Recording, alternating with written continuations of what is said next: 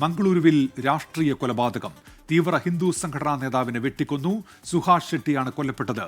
സൂറത്കൽ ഫാസിൽ കൊലക്കേസിലെ പ്രധാന പ്രതിയാണ് കൊല്ലപ്പെട്ട സുഹാസ് ഷെട്ടി.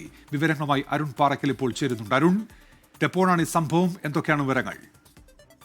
ഉന്മേഷ, ഇന്ന് വൈകുന്നേരത്തോടു കൂടിയാണ് ഈ സംഭവം ഉണ്ടാവുന്നത്.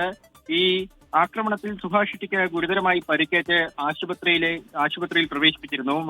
രാത്രിയോടുകൂടി മരണം സ്ഥിരീകരിക്കുകയായിരുന്നു. മുൻ ബജ്രംഗ് ദൾ നേതാവാണ്. സൂറത്കൽ ഫാസിൽ എന്ന് പറയുന്ന ആളെ കൊലപ്പെടുത്തിയ കേസിലെ പ്രതിയാണ് ഈ സുഹാസ് ഷെട്ടി. യുവമോർച്ച നേതാവ് പ്രവീൺ നെട്ടാരു കൊലപാതക കേസിന് പിന്നാലെ അതിന് പകരമായാണ് ഈ സൂറത്കൽ ഫാസിലിനെ മംഗലാപുരത്തെ കൊലപ്പെടുത്തിയത്. 2022 ജൂലൈ 28 ആ സംഭവം ഉണ്ടായത്.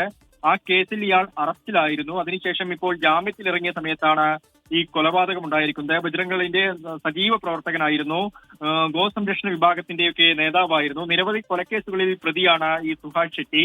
ഇന്ന് വൈകുന്നേരത്തോടു കൂടി അദ്ദേഹം സുഹൃത്തുക്കളോടൊപ്പം വാഹനത്തിൽ സഞ്ചരിക്കുമ്പോഴാണ് ഈ ഒരു ആക്രമണം ഉണ്ടാവുന്നത്. സ്വിഫ്റ്റ് കാറിലും പിക്കപ്പ് വാനിലും എത്തിയ സംഘം ഈ സുഹാസ് ഷെട്ടിയുടെ വാഹനം തടഞ്ഞു നിർത്തി മാരകായുധങ്ങൾ ഉപയോഗിച്ച് വെട്ടുകയായിരുന്നു. അദ്ദേഹത്തിന് ഗുരുതരമായി പരിക്കേറ്റു. AJ ആശുപത്രിയിൽ എത്തിച്ചെങ്കിലും അദ്ദേഹത്തിന്റെ മരണം സ്ഥിരീകരിക്കുകയായിരുന്നു.